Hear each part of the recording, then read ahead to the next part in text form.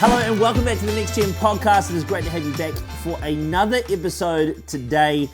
It is going to be a great episode. I'm really excited for this conversation. Before we get into it though, I just wanted to explain a little bit about how this podcast and the next one came about. For the last 9 months, I've been working with Church Unlimited, a church here in West Auckland, New Zealand, working with the NextGen Ministries, equipping and empowering their teams to really step into all that God has for them. Through NextGen Empower, we've been working together for 9 months and the contract is coming to an end. And I thought it'd be a cool idea to sit down with some of the team and discuss what their journey's been like, how they've found the experience and what they've learned along the way to hopefully help you on the other end of this podcast in whatever walk of ministry you are in as well. The only problem is that the conversation ended up lasting for an hour. And so I was just going to release the whole hour as one episode. And then I was talking to Annaliese, my wife, who is obviously the brains of this whole operation. And she suggested, well, why don't you just break it up into 2 episodes and keep the episode length the same and break it up into 2. So that is exactly what we've done. This conversation is an awesome conversation with 2 on-the-ground kids, pastors, and leaders who have gone on the journey of NextGen Empower to make their ministry even better and to take on what God has called them to do. So I hope that you enjoy this first part of the conversation, filmed live, pre-recorded, filmed live at Church Unlimited, at Kids Unlimited, which is the Kids Ministry now. We're going to jump into the conversation. Enjoy part 1. Well, hello and welcome back to the Next Gen podcast. It is great to have you here with us today. No matter where you are around the world, welcome to this different place. If you're watching, yes, it is different to my house, and I will tell you why very shortly, because this is a very special episode. Before we go any further though, a massive welcome back to everybody that is part of the Next Gen Nation, our exclusive members who have registered online. You can do that at the end of this, no matter what platform you are on. It is great to have you here with me today and my very special friends, although that sounded weird when I said very special friends. Special friends. Yeah. Are we friends now? Special. Yeah, we're friends now. This episode is brought to you by NextGen Empower, which is one of the arms of Here and Now Ministries that Annaliese and I are a part of, all focused on short-term contracts to empower, equip, and inspire local church ministries or other ministries in whatever it is that they're doing. And we have just come to the end of an awesome contract with Church Unlimited. With me today are the kids pastors, pastor team. What do we actually call you? It's been months. I still actually am not sure what your actual job titles are. So in fact, why don't we do this? Why don't you tell us who you are and what your job title actually is? I think you don't know our job titles because you know that we don't like what you want to call us. So, well, we just call you whatever you want. Okay, so I'm Julia, and I am officially the children's director. Oh, good. Because you don't like that. Director. Director. No, director's fine. Yeah, so that's me. And how long have you been doing this for? I have been doing this for a long time. No, 6 years.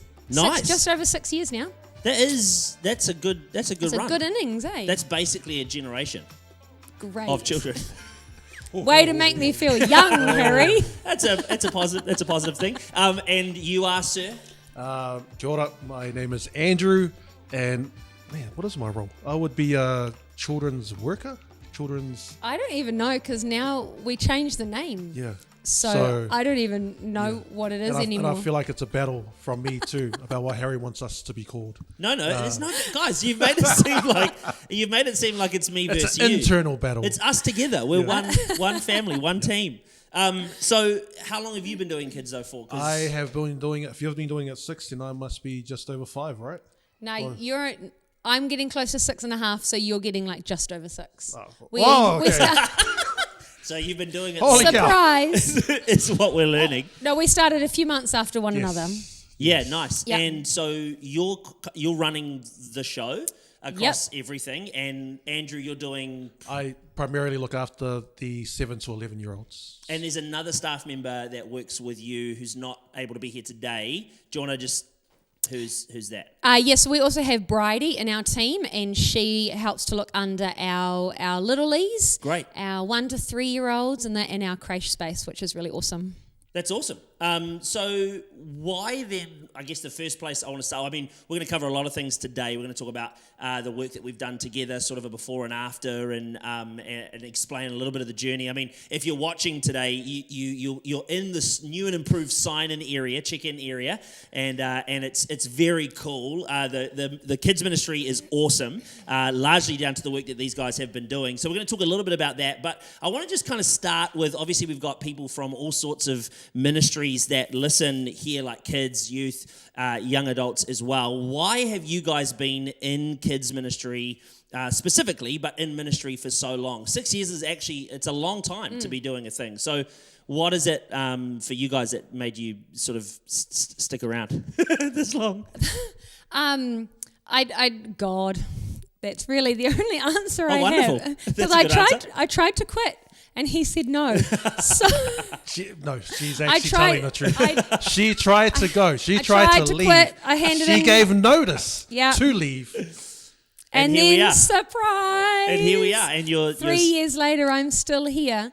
So that's me. I tried to quit, and our senior pastor challenged me to as to the why. My background is I'm a primary school teacher. Right. And so I had always thought, this is just a part-time temporary gig, helping out a friend.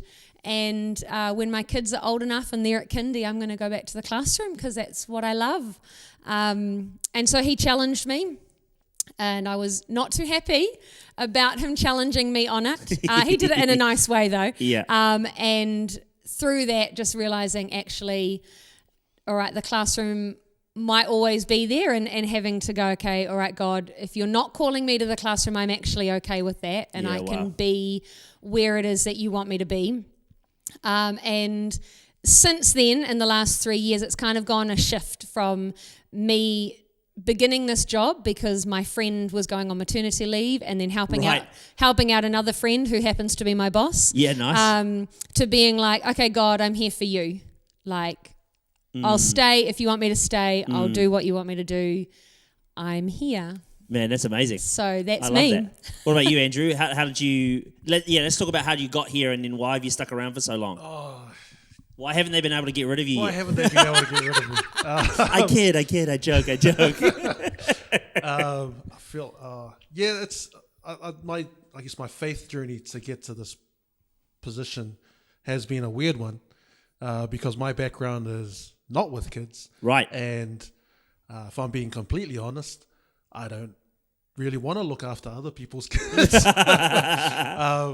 And I kind of, when I talk to people about how I got here, I give the Christianese answer. It is God because, my background is completely different. It's in sales and marketing.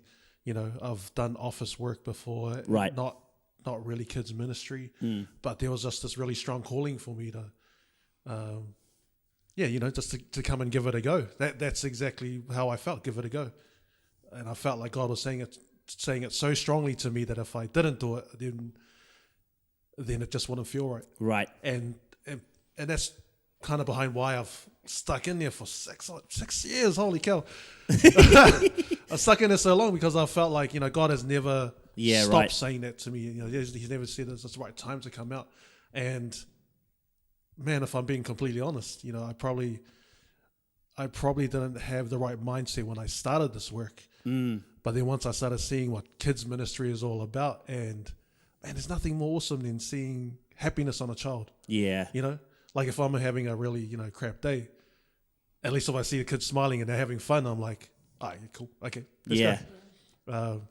I guess Jesus is always the answer, right? So we've got God the Father, we've got Jesus the Son, and somewhere in between is the Holy Holy Spirit. Spirit. Somewhere we ended up staying here. No, that's awesome. What I love about you guys, and we've been working. So we started with NextGen Empower in September of last year. At the time of recording, we're on the 7th of May. So what is that? September, October, November, December, January, February, March, April, May. That's 9 months together. That's a long time. And what I love about you guys is I think you are two of the most authentic and genuine people that I've met in kids ministry, and it is hard. Like I think out of all of the NextGen ministries, the kids ministry is the one that operates at the same capacity as main church. It has the same requirements as sort of the rest of the church operationally, but it's the only ministry, I think, that operates outside of the auditorium. So it's really easy to be disconnected from church life and then become discouraged. And I think watching over the last 9 months, you guys really come alive in what it is that God has called you to do, and also like what He's placed on your lives as gifts and talents as well, and seeing that poured out into the kids ministry here at Church Unlimited. It's awesome, and I love that for both of you, and I think for a lot of people in kids ministry as well, that it's actually God that called you here, and it's God that's kept you here, and it's really, really cool to see that. What is it about kids ministry though that I guess made you is there an element of, I mean, Andrew, you touched on it before, that seeing smiles on kids' faces, that's a huge part of what brings you joy, but what is it that you think kids ministry does for the church, and why is that so what do you think kids ministry does for the church, and why do you care about that? Like, why do you care about this? I think kids ministry does everything for the church. Okay, they're sunk without us. Yeah, go tell the people, like preach, so much, preach. you know, like give us more budgets, give us more. We have the Next leaders. We've got all those little kids there. A few years ago, watching some of my friends' kids being older, I was like, oh, you guys might be my kids' life group leaders. Right. Coming through, that's the next life group leaders. It's the next youth pastors. It's the next generation of office people. I don't know. It just, our future is there. Yeah, totally. And so if we can provide a great place for them on a Sunday, if we can provide a place for them to be pointed to Jesus, if we can provide an environment where they can create friends, because when you're a kid, friends are everything in church, and that's why I didn't want to stay in church when I was a kid. Yeah, right. We do everything. Yeah. We're like the best one, the most important. Because families matter. Yeah. And I think it's important for kids to have a place to come on a Sunday morning. It's important for adults to have a place to come on a Sunday morning. Yeah. Where they can be fed, where they can have fun, where we can bribe them with chocolate. It's great. I remember my first few years in kids ministry, we'd give away Freddo frogs on a Sunday, and we gave away many to me actually on the Sundays, and it was actually part of my lunch as an intern at the time. So bribery with chocolate it's a real thing. I like going up to a leader if they've had a bit, you can see they're having a rough morning, being like, the chocolates are for you too. They're not just for the children.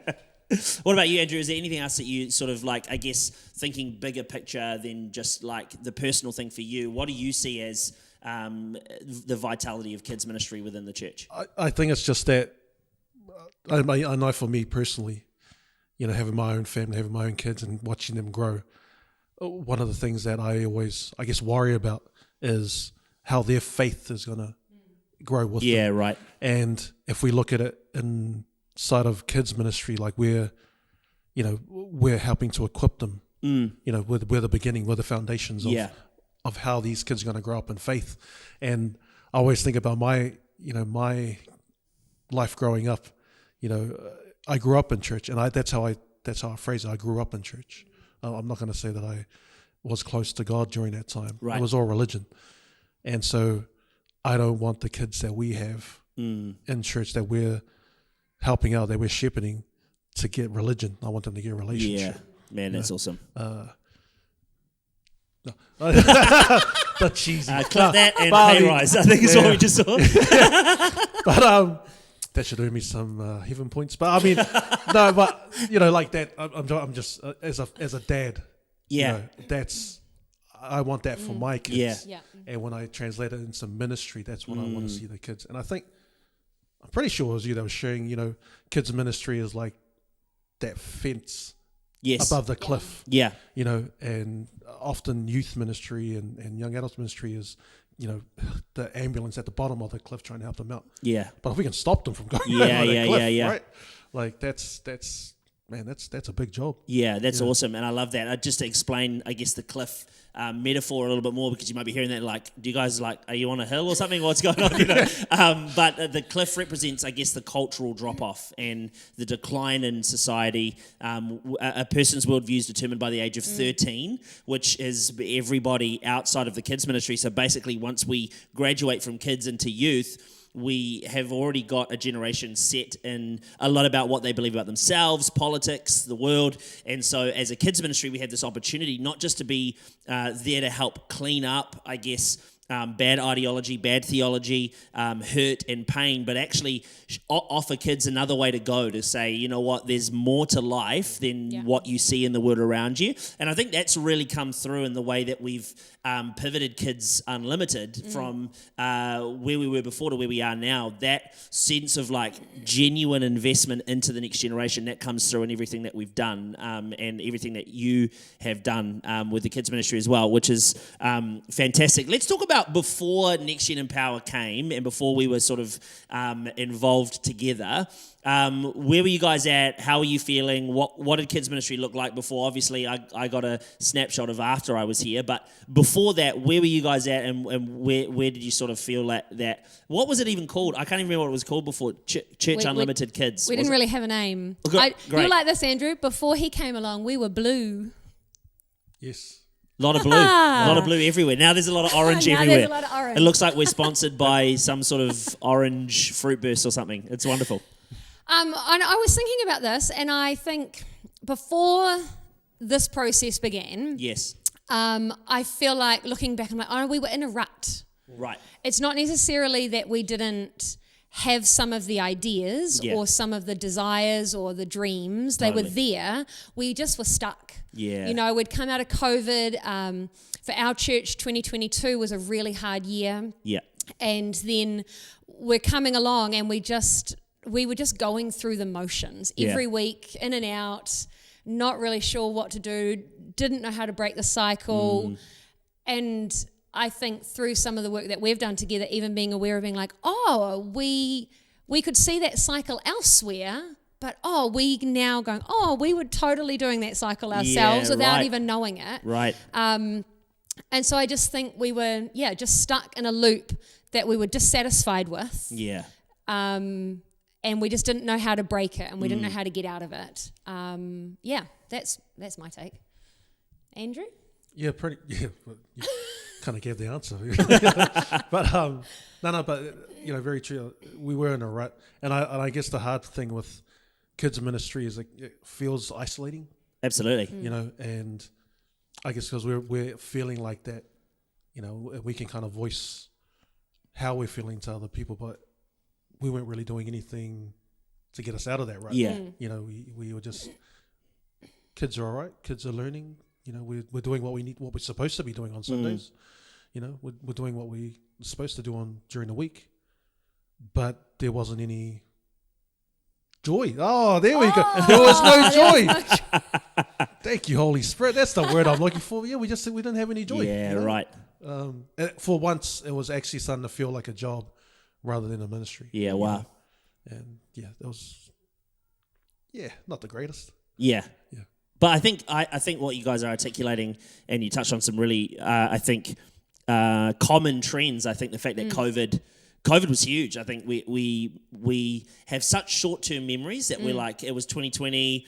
Here in Auckland, obviously extended lockdowns, extended issues. I know for a lot of people around the world, there's different countries that had the same sort of experiences. Even in Australia, different states that had it harder than others. And here in Auckland, it was crazy. And so, but we've sort of, I guess, moved on and sort of forgotten that was really, really hard. I think that's true for a lot of people. I think also, Andrew, what you're saying about it feels isolating. I think kids ministry, out of all the ministries in the church, again, I think it is the most isolating for the reasons that we've already talked about today, where you're not in church as often as other people are. Like if you're a praise and worship team, you're in the services, but kids ministry can so easily be forgotten about, or we get so used to working so hard that we actually isolate ourselves. We stop going to services. We stop, the joy stops flowing because now what was once a joy to be a part of, where maybe the milk and honey was flowing easily, now it's like, oh, flip, this is hard. It's like,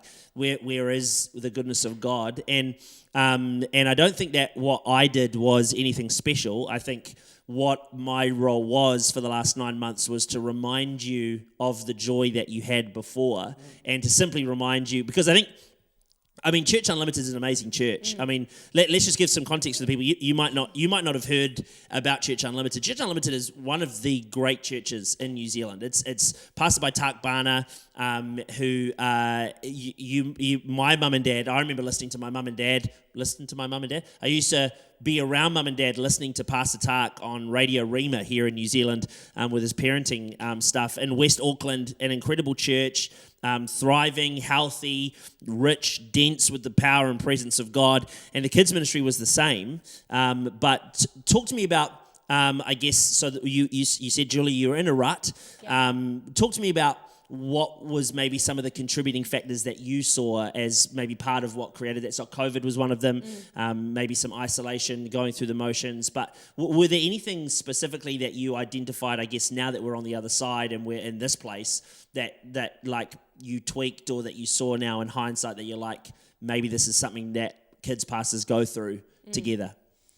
I think one of the things that we were doing is that we had our programs. At the time, we were running 4 different rooms on a Sunday morning, and Andrew and Bridie and myself would have conversation, and we'd be like, no, we're like all on the same team. We're good. Like, yeah, right. You know, the 3 of us, we're on track. We've got that unity together. And so then our teams are good. But then upon reflecting, I'm like, oh, actually, we were creating these little, we didn't have unity among our programs. Right. They were in 4 different areas. Our church property is not necessarily ideal in terms of locations for the kids' rooms. It's all so spread out. It's so spread out. Far corners of the earth, it feels. Literally the 4 corners of the property. And so we had created, to some degree, strength in those 4 places, but actually that wasn't the way forward. Right. And so we needed to be like, oh no, we needed to take down walls. We needed to get it as one ministry rather than operating 4 different ways. Yeah. And I think we can fall under that. We go, oh, well, this is what our babies need. This is what our preschoolers need. This is what our lower primary needs, rather than looking at it across the board as one. That's so true. So I think that was one of the things that was a real struggle for us, that we didn't know we were doing wrong, or knowing that could be changed. But I think that, I mean, it's so true, because you had four areas of strength. That it wasn't like it wasn't going great. Like it was all going great, but it didn't feel like we were going in the same direction. And one of the things that, now that you're talking about that, I remember that you raised early was like, we just want to be one team. Like we just want to be one thing that's actually serving the church rather than the pockets of the church. And like taking down those walls, it like bringing everybody together. And getting everybody with one focus, one sort of direction. I think it's one of those things that is sneaky for kids ministries, because we run so many different things on a Sunday, that we can forget to operate as one, I guess, organism, one body, right? It's like I've got 4 limbs, but they're all sort of doing their own thing. Well, we would call that person a spastic. Is that PC? Am I allowed to say something like that? I feel like you can't say that. You can't say that. What? You're in a safe zone. What so are we allowed to okay. say instead? I don't even know what that means. Anyway, I apologise if I did offend some people. But to get unity and operational harmony was to identify the strengths, I guess, and pull everybody together. Would you agree? Yeah, pretty much. There wasn't. They were strong in the teams that we were strong, as we used to say, in individual teams, but there was no cohesiveness. Yeah, and I remember like one of our first big meetings that we had, once we started doing this, and we called it All In. And I remember like different team members like, I've never seen this person before in my life. And I'm like, Well, they've been serving for like 3 or 4 Longer years. than you. Yeah. I'm like, what, you never seen it? Like, and that was, that was obviously a warning bell going off, we're all part of the kids ministry, we're all part of one team, but we haven't been operating in that. And I mean, why am I coming up with all these Jesus answers?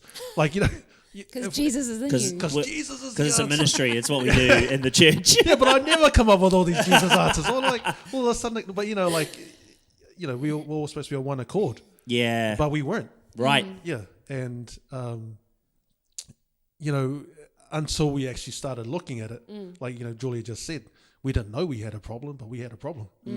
We knew we were feeling this way. We knew we were feeling kind of a little bit disconnected from every other part of our church, and kind of feeling isolated inside what we were doing with kids, and a little bit disheartened because we felt like we were doing a lot of work. We felt like we were doing a lot of good work, and we weren't too sure where it was leading to. Yeah, well, because that's the thing though. Like you're right. You were doing a lot of good work. It wasn't like it was all just wasted time and wasted energy. Like there was a lot of effort, a lot of energy, a lot of heart being poured in. Yeah. But like you said, like when you're not operating as one accord, the gaps is where everything leaks. Yeah. And I think like.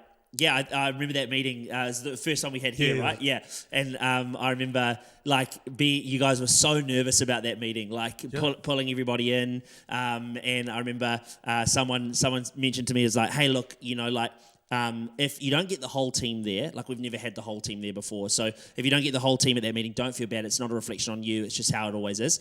We had like 99% attendance for that meeting, like of the whole team, and the team health, just getting everybody together, right? Like, and that meeting simply was food, prayer, and ministry at the end. We had a message about why this was important, and bringing everybody into that one accord, and everybody was there, and it was awesome. Like it was great.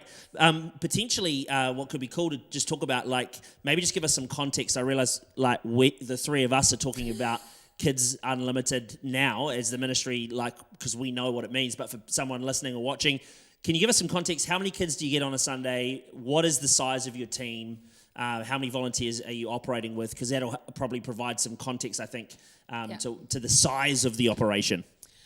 So on a Sunday, we average about... This is now. Now. Yeah. Yeah, the now. 200 kids, roughly. Some weeks it's over, but 200 is probably the safe rounding number. That's for 2 morning services, 9 o'clock and 11 o'clock.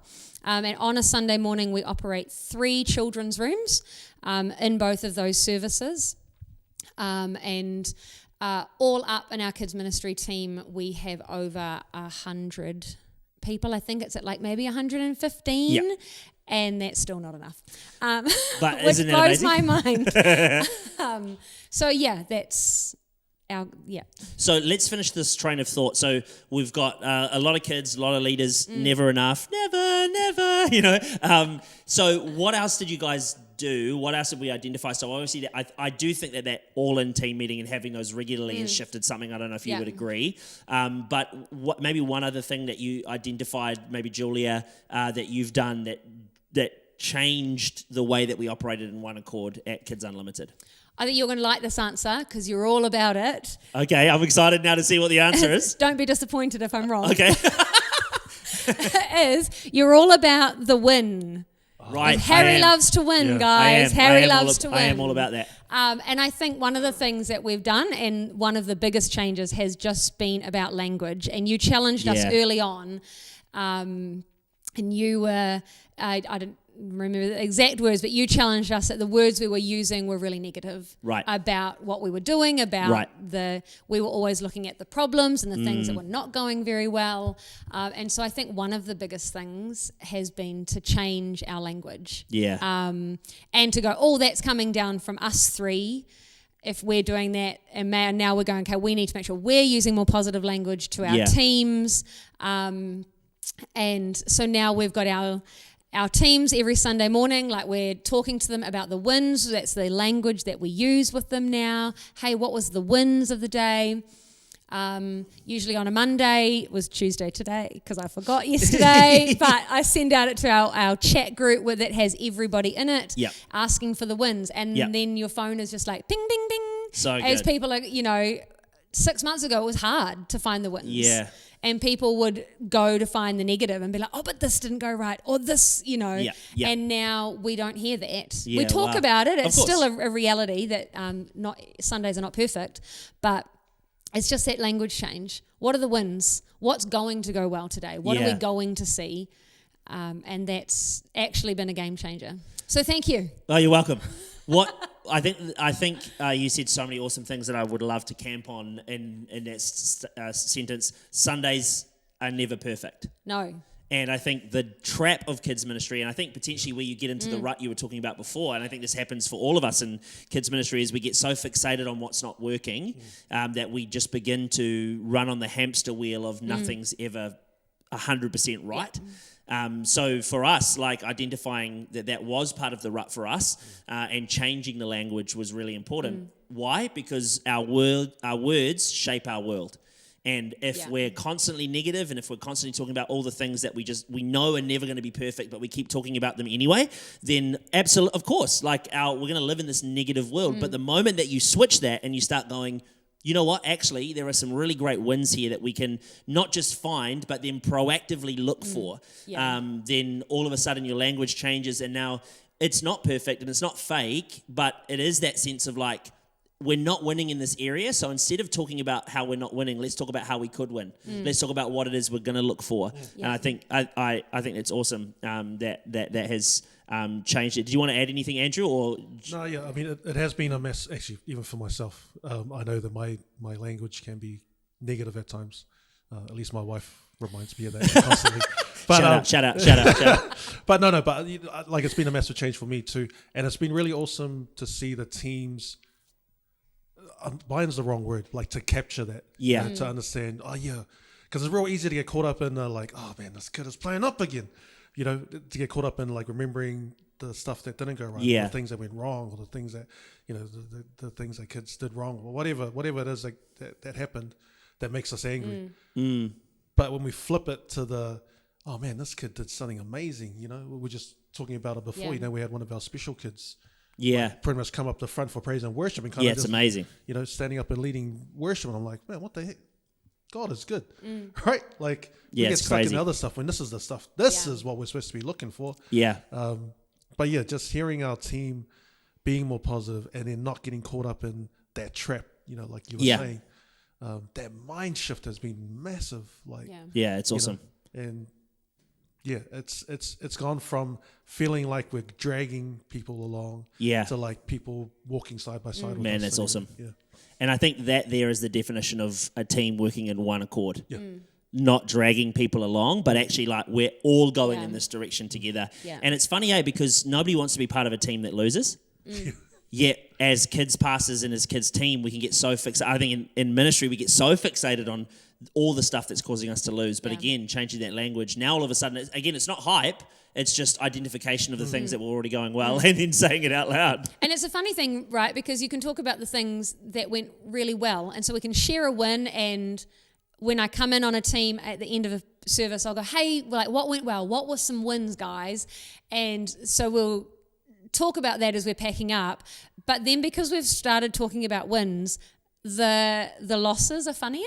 Yeah, right. Like they're not Man, as, that's cool. Like they're not as heavy and weighed down. It's like, oh, this happened. But do you know what? Despite whatever, like this, I don't know, they just don't seem as bothered. They don't seem, awesome. or we can find a little silver lining of humour. Yeah. But and that's nice for some team camaraderie too. That's awesome. It's always good to laugh at that child that, oh, he broke his arm. All right. Oh, you got. Yeah, next time we'll be safer. It only happened 12 times, man. Health and safety forms for the win. Okay, so you can check out on the website, harrysladenz.com. We've got a before and an after on the aesthetic look, because it's easy to look at the changes that we've made aesthetically on the outside and go, man, it's a revolutionary new kids ministry, which it is in terms of the look. But I think really for me, and I don't know if you'd agree, the changes that we've made internally to the way that we work, the way that we think, what we measure, how we approach a Sunday, how we review a Sunday, I think those things, there's far more of those things that we've changed or improved, not just the external outside, although this looks great, but really the internal stuff that we've worked on has been massively significant. I was trying to write down everything that we've actually done over the 9 months, and I just kept on going, and it's been a lot.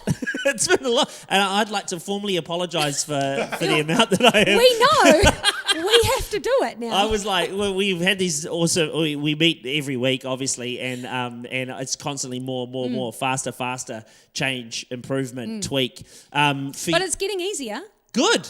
Oh, we were just doing some of our new family stuff before this. Great. And I was like, Andrew, it's faster. Let's go. So the first few weeks were not. Okay, let's talk about some of the things we've improved in terms of what we've worked on. So obviously, yes, aesthetically, we've got a new look, we've got new logo, new imagery. Which, by the way, people who don't think that matters let's have a talk about that, because I'll never forget signing that first Sunday. There was this kid that came in with their dad, and they're like, "Oh my gosh, this is so cool! Do I get to go here, Dad?" And I think those little things, aesthetically, it makes a difference. But I would argue that it's never as important as the internal changes that we've made. So off the top of my head, we've introduced a parents' room. Yep. We've changed the amount of rooms that we run on a Sunday, but we've added the parents' room, so we're back to 4. But in terms of physical teams required, we've got 3 now. Yep. Which what were they before? Let's just see how much he remembers. No. It's like a test. Little Lambs,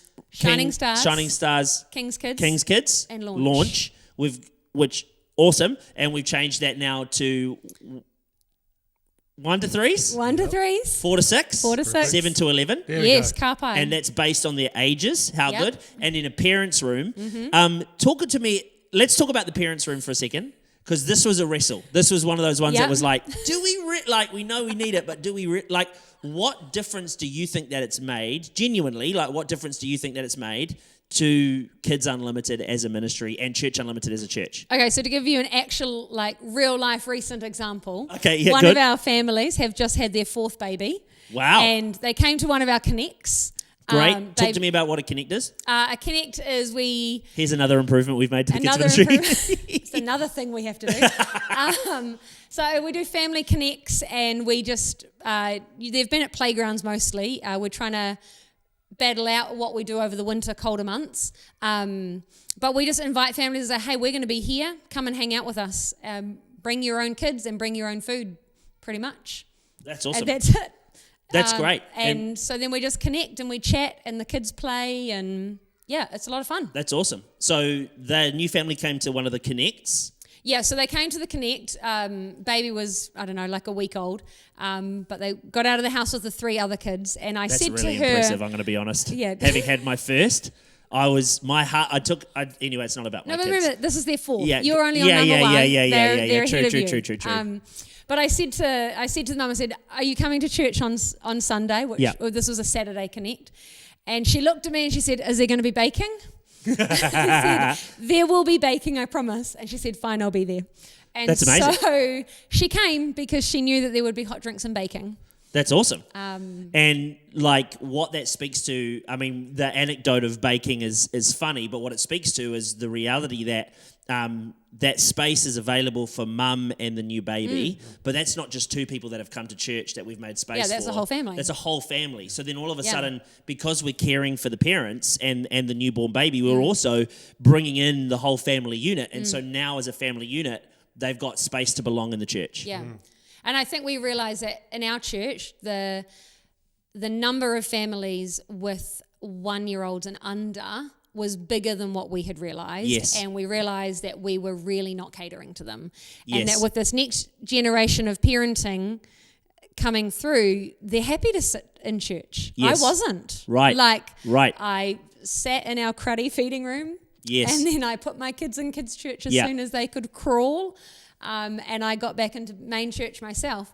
But the next generation of parents are not like that. And so they will. So then we were like, well, why do we have so many babies in church? Well, because we have no place for them. Yeah. No place for the parent.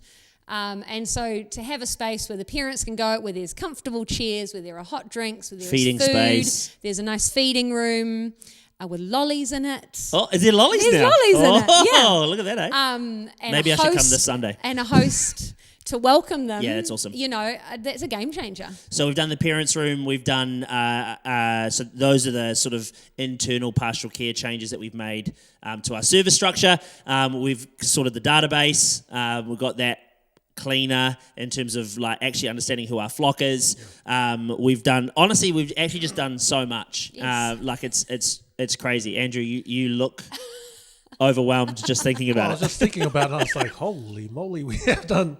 There's been a lot, you know, and I guess we look at it from like all the different things that we have implemented and put in. Yes. But just like Julia was sharing, man, when we get to talk to families, Yeah. and we can see the outward of what we're doing, that's the massive thing. Like, man, parent room is like a game changer. Yeah. You know, and if I need a little cheer me up, I'll pop in there and grab me some lollies and Bit of baking. a bit of baking. And I mean, you are looking after the primary ministry, you know, 7 to 11-year-olds. But yep, that makes sense to me. Get in there, have a look. no, but it's actually, and I was in there a few weeks ago, talking to a family who have struggled with having their young ones like just go into the 1 to 3 space. Yeah. You know, but they love the fact that it's right next door. You know, and they can. Yeah. You know, if I'm being honest, they're probably like listening out for them to cry. But you know, the fact that they feel comfortable enough to be able to do that and transition over and feel loved and cared for. You know, I know that's a big thing for us, is that our families feel that. But yeah, that parent room, man, it's been amazing. Just seeing how much joy it's bringing to families. Yeah. Well, that is it for part 1 of our conversation with Julia and Andrew at Kids Unlimited, Church Unlimited in West Auckland. I hope you're enjoying the conversation so far, discussing all things about their journey, where they were at before NextGen Empower came along. If you want to find out more about NextGen Empower, head to the website, harrysladenz.com. You can find out more about NextGen Empower, and you can see some of the stuff that we've been doing with Church Unlimited, and hopefully some of the other contracts that we've had as well. More information will be up there. If you'd like to partner with us on NextGen Empower, reach out, send us an email, and we'd love to start a conversation with you as to how we can best partner with you and your ministry as well. That is it though for this episode. Thank you so much for joining me. Come back next time as we finish off the conversation with Julia and Andrew and Kids Unlimited here on the Next Gen podcast.